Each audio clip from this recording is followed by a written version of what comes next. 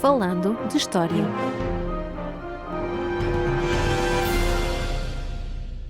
Olá a todos e bem-vindos ao podcast Falando de História. Eu sou o Roger Leite Jesus e comigo está, como de costume, Paulo M. Dias. Olá! Como este episódio sai originalmente em março de 2023 e para lembrar o Dia Internacional da Mulher, celebrado precisamente 8 de março, o tema de hoje gira em torno de uma das mais interessantes mulheres da Europa medieval, Leonor de Aquitânia, rainha de França e de Inglaterra. Mas vamos começar pelo mais básico, Paulo. Quem era esta nossa Leonor e de onde é que vinha? Bom, Leonor da Aquitânia foi, ao longo deste século XII e nos primeiros anos do século XIII, uma das mais famosas e controversas mulheres da Europa. O seu poder era inquestionável, sendo dona e senhora de territórios no sudoeste de França que correspondiam a aproximadamente um quarto do atual território francês. Além disso, foi uma viajante incansável, visitou destinos tão distantes entre si como Castela, a Sicília, Constantinopla e até Jerusalém, e acabou também por ser rainha consorte tanto de França, como disseste, como de Inglaterra, posições que lhe conferiram ainda mais poder, influência e também uma boa dose de controvérsia. E quero desde já sublinhar que existem várias lacunas na vida de Leonor que simplesmente não conseguimos preencher porque não existem fontes que nos transmitam informação em quantidade e com qualidade suficiente. Por isso os ouvintes não devem estranhar que por vezes surjam alguns saltos de anos na cronologia, mas é mesmo assim o estudo da vida de defuntos milenares.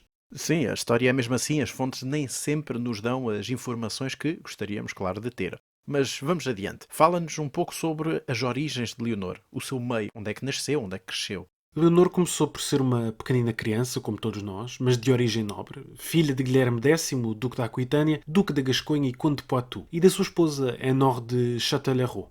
Como se percebe, a família de Leonor era poderosa, mas era também controversa, já que o seu avô paterno, o duque Guilherme IX, raptou a mulher de um dos seus vassalos para torná-la sua amante. A mulher em questão, com o nome muito apropriado de dangerosa ou perigosa, parece ter sido conivente com o rapto e acabou por beneficiar da situação, porque convenceu o duque a casar o seu herdeiro, o pai de Leonor, claro está, com uma das suas filhas, a Honor. Ou seja, a dada altura, o avô paterno de Leonor acabou por tornar-se amante da sua avó materna, uma tremenda salganhada familiar que escandalizou tudo e todos e conduziu, obviamente, à excomunhão do duque pelo Papa. Realmente uma situação bastante caricata e pouco recomendável. Mas então, quando e onde é que nasceu Leonor? Os pais de Leonor terão casado, praticamente forçados por Guilherme IX, diga-se, em 1121, o que significa que a sua filha mais velha terá vindo ao mundo no ano seguinte, em 1122. Esta data acaba por bater certo com o facto de, à data da sua morte, em 1204, ter sido registado que a nossa Leonor tinha uns impressionantes 82 anos de idade. Não sabemos ao certo onde nasceu, mas é provável que o tenha feito numa das residências ducais nas importantes cidades de Poitiers ou Bordeaux. E nos anos seguintes a família ducal cresceu, com o nascimento de mais uma filha, Petronila, por volta de 1125, e de um filho e herdeiro, Guilherme, nascido em 1126-1127. Sabemos muito pouco sobre os primeiros anos da vida de Leonor, mas o facto é que a corte dos duques da Aquitânia era conhecida como um centro de cultura, e por isso a educação de Leonor terá sido esmerada, sobretudo depois de se ter tornado herdeira do pai. Isto quer dizer que Leonor aprendeu tudo o que se considerava útil para a formação de uma mulher nobre e cristã, como a gestão da casa, a gestão dos servidores, os preceitos do cristianismo e, claro, sem esquecer os divertimentos cortesãos como a música, a dança e também os jogos. Naturalmente que aprendeu a ler e escrever, quer em latim, a língua dos eruditos e da igreja, quer em poitevin, um dialeto do oeste de França, e isto, claro, numa altura em que aquele reino tinha uma grande diversidade linguística. Mas disseste há pouco que Leonor se tornou herdeira do pai, o que revela então que o seu irmão faleceu prematuramente. Sim, o pequeno Guilherme faleceu na primavera de 1130, com uns 3 ou 4 anos de idade, e pouco depois faleceu a mãe, a Honor, ou seja, 2 duríssimos golpes para a família ducal em muito pouco tempo. A partir de então, com apenas 8 anos, Leonor tornava-se na mais apetecível herdeira da Europa, porque a herança familiar que se esperava recebesse era enorme. No entanto, há que ter em conta que o seu pai, Guilherme X, esperava que esta fosse apenas uma situação temporária. Estamos numa época em que a generalidade das pessoas consideravam as mulheres incapazes de governar e por isso não tinham grandes problemas em usurpá-las e substituí-las por familiares masculinos. Por isso não tardou muito para que o duque começasse à procura de uma noiva, para, esperava ele, poder ter filhos varões a quem deixar as terras. Mas o facto é que Guilherme X acabou por não casar e em 1137, durante uma peregrinação ao Santuário de Santiago de Compostela, adoeceu subitamente e morreu. No entanto, antes de se finar, conseguiu ainda fazer alguns planos para consolidar a posição de Leonor enquanto herdeira. O seu principal receio, e que era bastante legítimo, era que assim que se soubesse da sua morte, um qualquer nobre mais ambicioso e menos escrupuloso raptasse e casasse à força com a filha, usurpando os seus direitos. Além disso, temia que Leonor, então com apenas 15 anos, não fosse capaz de controlar os numerosos e orgulhosos vassalos que herdava do pai. Por isso arranjou-lhe um casamento com o único homem que considerava poder assegurar a sua sobrevivência, o rei Luís VII de França.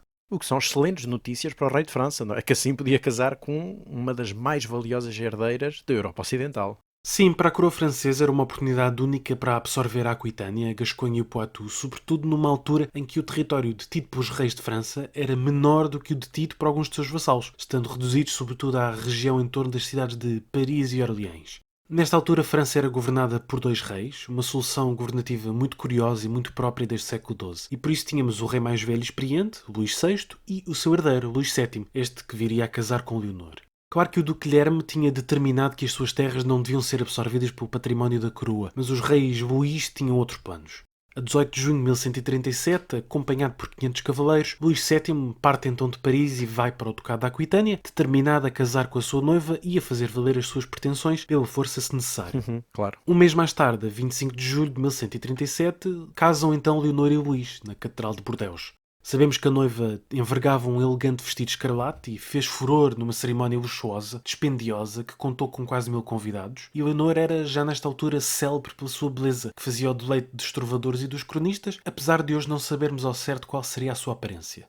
E convém lembrar que a nova duquesa tinha sido informada da morte do pai e do plano para casar com o rei de França escassas semanas antes, mas o facto é que não perdeu tempo, assumiu de imediato o governo do ducado e cumpriu os desejos do pai. Ao casamento seguiu-se então o início do controle francês do ducado, com Luís VII a colocar homens da sua confiança pessoal à frente do governo regional, na mesma altura em que os recém-casados rumavam então a Paris. Pelo caminho, foram informados da morte do rei Luís VI, falecido a 1 de agosto, e por isso Luís e Leonor eram agora reis de França de pleno direito. E como foi então a vida de Leonor nesta corte parisiense? Atualmente todos conhecemos Paris como uma cidade de luxo e de moda, mas no século XII era culturalmente menos desenvolvida e menos polida do que cidades como Bordeaux ou Poitiers, onde os duques da Aquitânia costumavam manter a sua corte.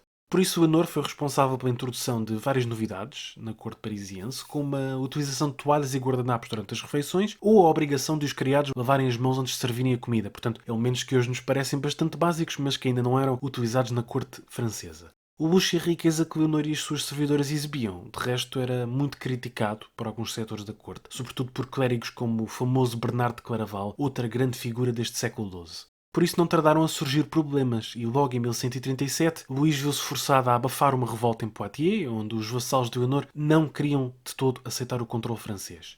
Em 1141 o rei vai acabar por reclamar o condado de Toulouse, que outrora pertencera à família de Leonor, mas esta guerra acaba numa derrota humilhante. Por outro lado, os anos passavam e o rei continuava sem um herdeiro varão para garantir a segurança da sucessão.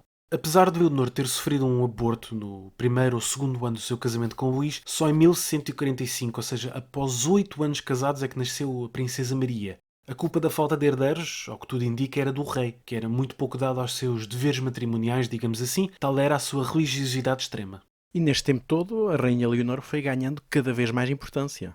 Sim, exatamente. E chegou, por exemplo, a envolver-se nos assuntos da irmã, Petronila, que queria casar com um homem que já era casado, chamado Raul de Vermandois. Influenciou o rei para apoiar este casamento, que deu origem a uma série de violentas revoltas por parte de alguns nobres. E por causa disso, o famoso religioso Bernardo de Claraval chegou a falar a sós com a rainha para que ela não se envolvesse nos assuntos da governação e parece que foi bem sucedido, visto que se crê que Leonor deixa nesta altura de pressionar o marido. Mas se Bernardo esperava que Leonor se mantivesse à parte dos grandes acontecimentos, estava redondamente enganado, pois em 1146 a rainha jurou partir em cruzada rumo à Terra Santa. E, portanto, 1146 estamos a falar da Segunda Cruzada, não é? E já agora, para os nossos ouvintes que queiram saber mais sobre as cruzadas, tem sempre o nosso episódio 16 dedicado inteiramente a esse tema. Exatamente, e muito resumidamente, o que importa reter é que em 1144 a destruição do Condado de Edessa, na Terra Santa, claro, fez soar os alarmes na Europa e levou o Papa a convocar uma nova cruzada. A súplica do Papa chega à corte francesa no Natal de 1145 e tanto Luís como Leonor comprometem-se então a partir em cruzada e dão início aos preparativos. O abade Suger, da abadia de Saint-Denis, bem tentou convencer Luís VII a não partir em cruzada, mas o rei estava desejoso de obter perdão pelo massacre de Vitry, cometido durante os confrontos contra os nobres que referi em 1142. Quanto a Leonor, a sua decisão chocou completamente o abade, mas não havia nada a fazer. A duquesa da Aquitânia era simplesmente demasiado poderosa para ser impedida de participar e os seus homens eram necessários ao rei. E assim, a 31 de março de 1146, durante a Páscoa, Luís e Leonor tomam das mãos de Bernardo de Claraval, o incansável promotor desta cruzada, as cruzes de pano que deviam ser cozidas às suas vestes. Como seria de esperar, os preparativos demoraram ainda algum tempo e o exército francês apenas partiu em junho de 1147, rumando primeiro ao Sacro Império Romano-Germânico, onde se juntou ao exército liderado pelo imperador Conrado, e daí Luís e Leonor atravessam o Império, a Hungria, a Bulgária, para finalmente chegarem a Constantinopla, capital, como sabemos, do Império Bizantino e uma das maiores e mais ricas cidades do mundo. Da capital bizantina seguem por barco para a Ásia Menor, desembarcam e decidem seguir a costa rumo a sul, invertendo depois para leste, planeando assim chegar à Terra Santa por via terrestre. Leonor e suas damas, que até então tinham viajado a cavalo, passam a viajar em liteiras cobertas por grossas cortinas de couro, que as protegiam não só dos elementos, mas também dos olhares inimigos. A viagem de resto foi muito perigosa, como seria de esperar, e foi feita sob constantes ataques inimigos, e a dada altura Luís ficou furiosíssimo quando Leonor avançou com as suas tropas e acampou numa posição vulnerável, não tendo, portanto, sido capazes de socorrer as tropas do rei quando aquelas foram emboscadas, uma situação, claro, caricata e muito difícil, e com os mantimentos praticamente esgotados, e depois das tropas de Conrado da Alemanha terem sido massacradas, Luís, Leonor e parte do seu exército fizeram então o resto da viagem de barco. E apesar de todas estas peripécias, chegaram então a alcançar a Terra Santa? Sim, os reis de França desembarcaram no porto de São Simeão, a norte de Antioquia, a 19 de março de 1147, depois de 3 semanas de duríssimas viagens marítimas, fruto de várias tempestades. Nesta cidade de Antioquia, atualmente na Síria, encontraram o conde local, Raimundo, tio paterno de Leonor, e é precisamente neste momento que os problemas entre o casal real voltam a surgir. Luís VII queria rumar a Jerusalém para ver a cidade santa e para se reunir com o seu rei, enquanto Raimundo de Antioquia defendia que se devia atacar prontamente Edessa, ou seja, a cidade cuja perda levara ao apelo de cruzada. É aqui que Leonor decide apoiar o tio, informando Luís que se Edessa não fosse atacada, ela permaneceria em Antioquia com os seus homens. A proximidade entre Leonor e Raimundo já se tinha tornado suspeita e corriam rumores sobre um alegado caso romântico. De resto, não era a primeira vez, nem seria a última, que Leonor era acusada, e possivelmente com um fundo de verdade, de manter um caso extraconjugal. A teimosia da rainha acabou por enfurecer Luís VII, que simplesmente não podia permitir que um vassalo se recusasse a cumprir as suas ordens, e muito menos podia permitir que a rainha o fizesse. Por isso, ameaçou Leonor. Ou ela cumpria as ordens a bem, ou seria arrancada de Antioquia à força. Mas Leonor não era mulher para ceder a ameaças e decidiu jogar o seu trunfo. Descobrira recentemente que ela e Luís eram primos em quarto e quinto grau e, portanto, não era legítimo permanecerem casados. Deus tinha amaldiçoado o seu casamento por serem parentes próximos e, por isso, exigia o divórcio. Desgostoso, obviamente, Luís VII aceita divorciar-se de Leonor, mas ainda assim não podia permitir que desobedecesse, sob pena de dar um mau exemplo aos restantes vassalos. E assim, Leonor foi presa, atada numa liteira e retirada de Antioquia à força, sem se despedir do tio, que, aliás, nunca mais veria. E para onde é que foi então o exército cruzado? Foram para Jerusalém, como Luís VII queria? Sim, exatamente. Seguiram para a Cidade Santa, que alcançaram em maio de 1148, e depois disto seguiu-se um desastroso ataque a Damasco e uma retirada em glória. Celebraram a Páscoa de 1149 novamente em Jerusalém, partindo pouco depois para o porto de Acre, onde embarcaram em 2 navios com uma comitiva de umas 300 pessoas. Mas os problemas estavam longe de terminar. A travessia do Mediterrâneo foi um autêntico desastre, com os navios a serem fustigados por tempestades e dados como perdidos. Ao largo da Grécia foram atacados por navios bizantinos, que tinham decidido prender os reis de França para entregá-los ao seu imperador, que poderia então exigir o pagamento de um avultado resgate. E em julho de 1149 chegam finalmente à Calábria, no sul de Itália, mostrando que, afinal de contas, e ao contrário do que muita gente pensava, não tinham morrido no mar, embora Leonor tenha adoecido. Segue-se então uma viagem por terra até Roma, onde chegam em outubro de 1149, encontrando-se então com o Papa Eugênio II, que recusa determinadamente divorciá-los, mas antes abençoa o seu casamento. Após mais um mês de viagem, o casal real, desavindo, alcança finalmente Paris, em novembro de 1149, 2 anos e meio depois de lá terem partido.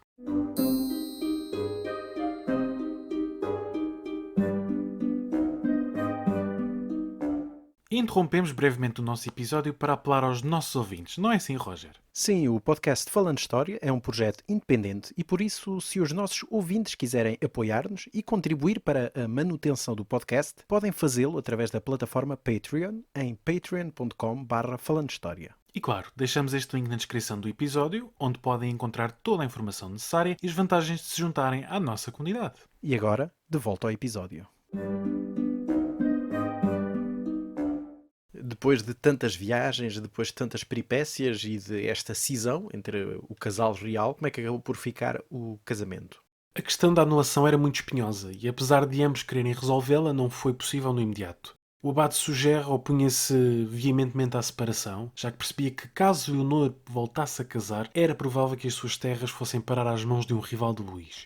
Mas a morte do abade em janeiro de 1151 veio removê-lo enquanto obstáculo e, por seu turno, quer Leonor quer Luís estavam progressivamente mais desesperados. Leonor queixava-se de ter casado com um monge e não com um rei, enquanto Luís desesperava, pois tardava em obter um herdeiro varão que lhe pudesse suceder. Nem o nascimento de um segundo filho do casal em 1151 acalmou a situação, pois era uma vez mais uma menina, a quem foi dado o nome de Alice. Em setembro desse mesmo ano, Leonor e Luís empreendem aquela que será a sua última visita conjunta ao Ducado da Aquitânia e aproveitam a ocasião para substituir os oficiais do rei por homens leais à duquesa, um sinal claro da transição de poder que se estava a preparar. E de facto, a 11 de março de 1152, reuniu-se um sínodo de bispos no castelo de Beaugency com o objetivo declarado de anular o casamento real, o que acabou por ser feito, com a devida autorização papal, a 21 de março, estando presentes tanto Luís, quer Leonor. 2 meses depois da anulação, em maio de 1152, Leonor voltou então a casar. E com quem é que casou desta vez e de forma tão rápida? Como o abade Suger tinha previsto, Leonor, com 30 anos, casou com um rival do Luís VII, concretamente Henrique, conde de Anjou, duque de Normandia e futuro Henrique II de Inglaterra, que então tinha apenas 19 anos de idade. Tinham-se conhecido em Paris algum tempo antes e o mais provável é que tivessem acordado casar assim que Leonor obtivesse a desejada anulação. Por isso, casaram tão rapidamente, logo a 18 de maio de 1152, como disse, em Poitiers, nas terras de Leonor. Ironicamente, Leonor e Henrique também eram familiares e ainda mais próximos do que Leonor e Luís, já que eram primos em terceiro grau, mas nesta altura nada disso importava. Na verdade, Leonor teve até bastante sorte, porque conseguiu escapar 2 vezes a nobres pouco escrupulosos que a queriam raptar para casar à força. Sim, mas mesmo do lado francês, este casamento com o aspirante a rei de Inglaterra, digamos assim, não é? Era também uma provocação, não podia ser bem tido. Sim, foi um duríssimo golpe para Luís VII, que prontamente exigiu que se apresentasse em Paris, onde os julgaria como vassalos desobedientes por terem ousado casar sem sua autorização. Ambos recusaram, naturalmente, e portanto o rei de França invade a Normandia, mas uma vez mais demonstra a sua falta de qualidades militares, sendo rapidamente derrotado. Com as suas terras francesas defendidas, o jovem Henrique sentiu-se então confiante o suficiente para reunir tropas e atacar a Inglaterra em janeiro de 1153, deixando a sua nova, mas muito experiente esposa como regente da Normandia e de Anjou. E porquê esta invasão de Inglaterra neste momento? Lá está, ele era um pretendente ao trono. Essa é uma questão muito interessante e que dá para todo um outro episódio, mas muito resumidamente, a morte do rei Henrique I de Inglaterra em 1135 tinha levado a uma disputa pelo trono entre a sua filha Matilde, mãe do nosso Henrique de Anjou, e um seu sobrinho chamado Estevão de Blois. Ao longo de praticamente 20 anos, os dois partidos disputaram o trono, um período que ficou conhecido como a anarquia. Estevão foi capaz de manter o trono, mas viu-se forçado a negociar a sua sucessão, vindo esta a recair sobre, precisamente, Henrique de Anjou, após a sua invasão de 1153. Com a sucessão garantida, Henrique regressa à Normandia, na primavera de 1154, onde conhece pela primeira vez o seu primogênito, Guilherme, nascido em agosto do ano anterior, mas que acabaria por falecer com apenas 3 anos de idade. Meses mais tarde, em outubro de 1154, falece então Estevão, o que leva Henrique e Leonor a prepararem sua viagem para a Inglaterra, onde desembarcam a 8 de dezembro. A 19 desse mês, foram então coroados na Abadia de Westminster, numa cerimónia repleta de pompa e circunstância, como seria de esperar. Aos 32 anos, Leonor era novamente rainha consorte, agora de Inglaterra, claro, e o casal real estava claramente feliz. Sob a sua liderança, o chamado Império Angevino iria prosperar ao longo das décadas seguintes. Experienciando então pela segunda vez o seu papel de rainha consorte, como é que foi então esta vida de Leonor enquanto rainha de Inglaterra, neste casamento?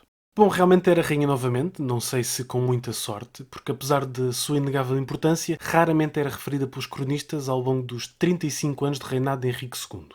Leonor está lá quase sempre, junto ao rei, em ocasiões especiais como banquetes, festas de Natal ou recepções de embaixadores. Mas fora isso, são muito poucas as ocasiões em que é mencionada. E por isso vou aqui condensar um pouco o que sabemos sobre a sua vida ao longo destas décadas de 1150, 1160, visto que o episódio já vai longo.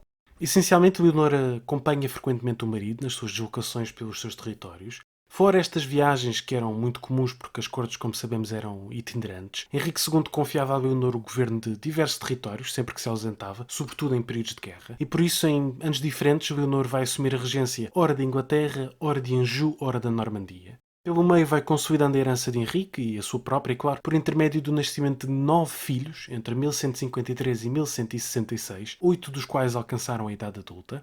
E quando não estava ocupada com o governo de terras ou a criar os filhos, Leonor dedicava-se à fundação ou beneficiação de instituições religiosas e ao patrocínio de trovadores. E ficou então assim em Inglaterra até à sua morte? Não, de todo. Manteve a sua itinerância e em 1168 regressou às suas terras, instalando-se em Poitiers, a partir de onde tentou manter a ordem entre os seus vassalos, que aceitaram sempre muito mal a ingerência dos oficiais de Henrique II. A maior prova dessa instabilidade regional foi dada a 27 de março desse ano, quando a comitiva de Leonor foi atacada por membros da família Lusignan que esperavam raptar a rainha e trocá-la por algumas concessões por parte de Henrique II. Mas não contaram foi com a bravura de um jovem cavaleiro que aguentou o avanço inimigo até Leonor conseguir fugir a cavalo. E esse cavaleiro era nem mais nem menos que Guilherme, o futuro Marechal de Inglaterra e designado por seus contemporâneos como o melhor cavaleiro do mundo, e também uma destas figuras fascinantes do século XII que merecerá um episódio futuro. Bem, realmente um ataque à rainha era um sinal tremendo de instabilidade. Mas, na realidade, o que é que levou a Leonor a regressar às suas terras e a sair de Inglaterra? Ao que tudo indica, terá regressado por vontade própria, embora Henrique II também deva ter concordado com a mudança. Aos 46 anos não se previa que Leonor voltasse a ter filhos, nem precisava de o fazer, porque tinha a herança plenamente assegurada, e por isso acabava por ser mais útil tê-la a governar diretamente as suas terras para impedir abusos e garantir o cumprimento das ordens de Henrique II, claro está.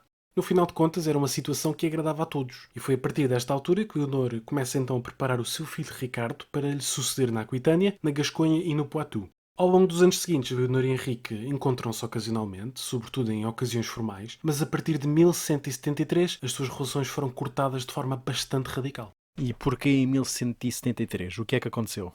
Nesse ano eclodiu a revolta mais perigosa do reinado de Henrique II, pelo menos até então. Os seus filhos mais velhos, Henrique, Ricardo e Godofredo, aliaram-se ao rei Luís VII de França e pegaram em armas contra o próprio pai.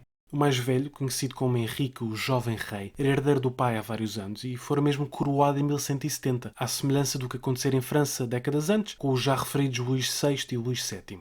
Inglaterra passava a ter 2 reis, mas o facto é que o mais novo não exercia qualquer espécie de poder, nem tinha terras que pudesse governar por si mesmo, e portanto revoltou-se contra o pai.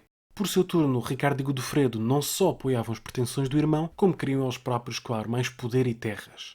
Era uma tempestade quase perfeita e Henrique II viu-se muito rapidamente em sérios apuros. E no meio disto tudo, onde é que estava Leonor? Leonor estava claramente do lado dos filhos, já que era responsável pela educação de Ricardo e Godofredo, que viviam na sua corte, e por isso foi acusada de incitar à revolta contra o marido, embora não sejam claras as razões que a teriam levado a tal. O certo é que Henrique II suspeitou desde cedo do papel da mulher na revolta e por isso, ao contrário do Luís VII, cortou o mal pela raiz. Assim que a revolta eclodiu, os seus homens capturaram Leonor e durante um ano não soube o seu paradeiro. Em julho de 1174 reaparece, precisamente quando Henrique II regressa à Inglaterra e a leva consigo.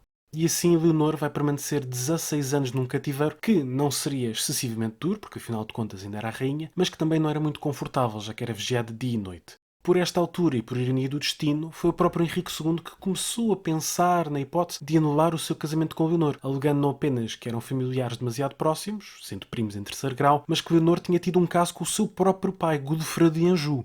Embora não se tenha conseguido anular o casamento, Henrique conseguiu, e sim, derrotar as várias revoltas dos filhos e manteve-se no trono até falecer a 6 de julho de 1189, a altura em que Leonor foi finalmente posta em liberdade. Aos 67 anos, finalmente livre, Leonor tinha ainda muito para viver. O que já era uma idade bastante avançada neste período, mas mesmo assim, como é que foi a sua vida depois de viúva? Teve finalmente o descanso merecido, depois de tantos anos no arco da governação? Não, pelo contrário, a partir de 1189, Leonor dedica-se inteiramente ao seu filho preferido e agora rei, Ricardo, conhecido para a história como Ricardo Coração de Leão. Henrique, o jovem rei, tinha entretanto falecido em 1183, portanto coube a Ricardo herdar o trono inglês e os territórios franceses. E uma das suas primeiras decisões foi mesmo libertar a mãe, embora Leonor já tivesse sido posta em liberdade assim que os seus carcereiros souberam da morte de Henrique II. Nos anos seguintes, Leonor vai exercer uma influência importante junto do filho, que desde cedo tinha escolhido como seu herdeiro e em quem confiara desde muito jovem o governo das suas próprias terras, da Aquitânia.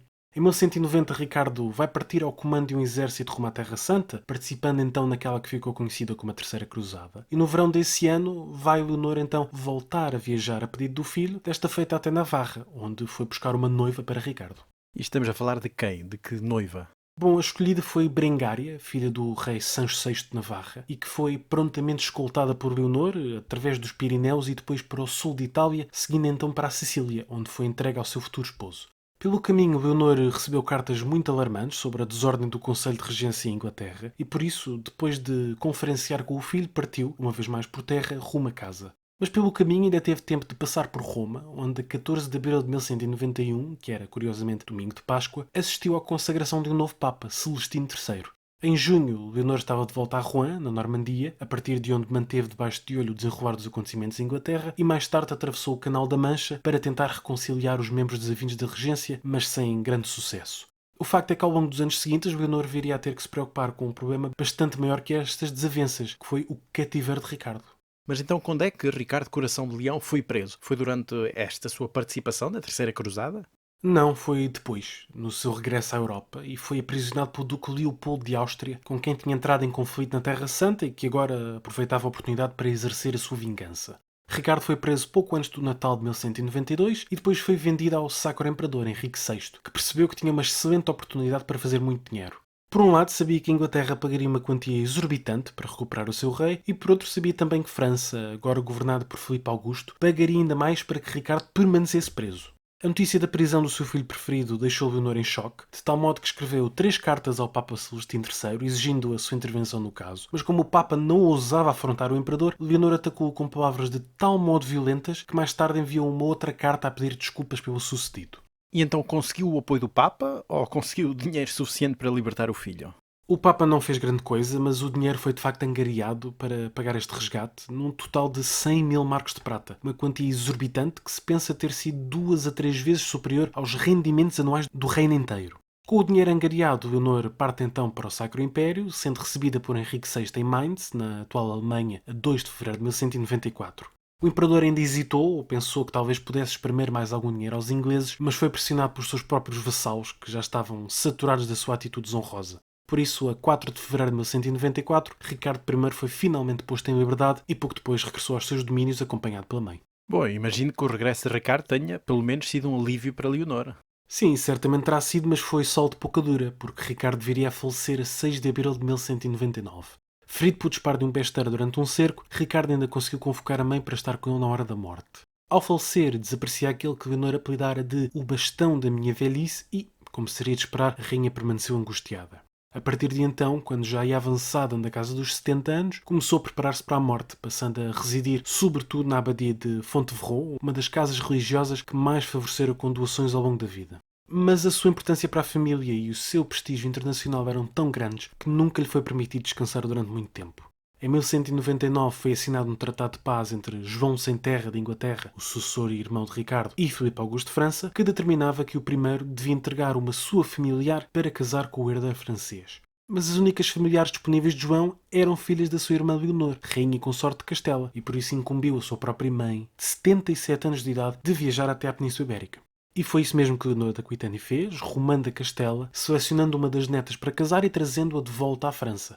Mas a viagem não decorreu sem percalços, já que no caminho para sul foi atacada e capturada nas imediações de Poitiers pelos sempre descontentes Lusignan, que apenas a libertaram a troco da promessa de concessão de algumas terras. Bom, com 77 anos era já uma missão muito longa e arriscada, o que também demonstra, em certa medida, a confiança que o próprio rei tinha na própria mãe, não é? Ora, nem mais, mas ainda assim Leonor não pôde ficar sossegada muito tempo depois desta missão. Voltou a retirar-se para as suas terras, mas em 1201 Inglaterra e França estavam novamente em guerra. Artur da Bretanha, neto de Leonor por intermédio do seu filho Godofredo, alinhou com Filipe Augusto e atacou as terras da avó. Ao saber que ela estava no castelo de Mirebeau, apressou-se a cercá-lo, esperando capturá-la para poder fazer exigências ao tio, o rei João. Mas o facto é que nesta ocasião o rei de Inglaterra acabou por marchar muito rapidamente para sul, apanhando o sobrinho de surpresa, que foi prontamente derrotado e capturado. Uma vez mais em liberdade, Leonor retirou-se então novamente para a abadia de Fontevraud, onde permaneceu até falecer, agora sim, com 82 anos, em 1204. Foi enterrada ali mesmo, junto ao marido que a mantivera cativa durante 16 anos, Henrique II, e ao seu filho predileto, Ricardo. Como se percebe, Leonor da Aquitânia foi uma mulher extraordinária, não teve receio de exercer o poder que a sua condição nobre lhe conferia. Partiu em cruzada, sobreviveu a emboscadas e cercos, obteve a anulação do seu casamento com o rei para depois se casar com o outro. Enfim, uma mulher incrível e que por isso mesmo recebeu a atenção de romancistas, de historiadores e até de Hollywood, que lhe deu vida através de interpretações de atrizes tão famosas como Katharine Hepburn e Glenn Close. Uma personagem fascinante deste século XII, repleto de figuras excepcionalmente interessantes. Bem, como acabaste de mostrar, é realmente uma figura muito, muito interessante deste século XII, aliás, e contemporânea da famosa história, não é, do Robin Hood, do Robin dos Bosques, até porque está diretamente ligada a todo este contexto, não é? Ricardo Coração de Leão, João Sem Terra e tudo mais. Que é, obviamente, como também sabemos, uma história lendária e que talvez também acabemos por lhe dedicar um episódio no futuro. Mas pronto, dito isto, para quem quiser saber mais sobre Leonor de Aquitânia, Paulo, quais são as tuas sugestões de leitura? A minha primeira sugestão é um livro de Alison Weir, intitulado Leonor da Aquitânia, a rainha que revolucionou dois impérios quando o mundo pertencia aos homens, e foi publicado pela Desassossego neste ano de 2023. É um livro do final dos anos 90, mas que ainda se mantém muito atual e que oferece uma visão global sobre esta rainha, sobre a sua vida e sobre toda a sua envolvência. É um livro que contextualiza muito bem todo este século XII em torno de Luís VII, de Henrique II, de Leonor da Aquitânia, de Ricardo Coração de Leão e os outros personagens, portanto, uma leitura muito recomendável.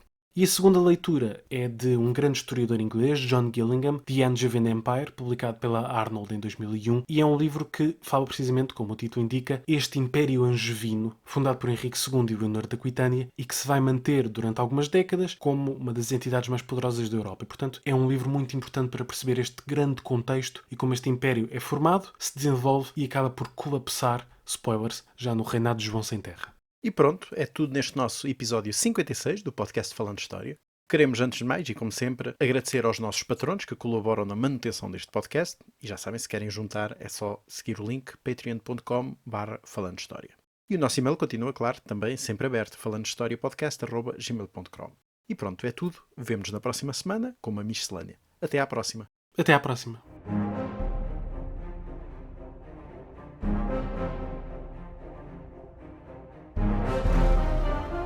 Falando de História.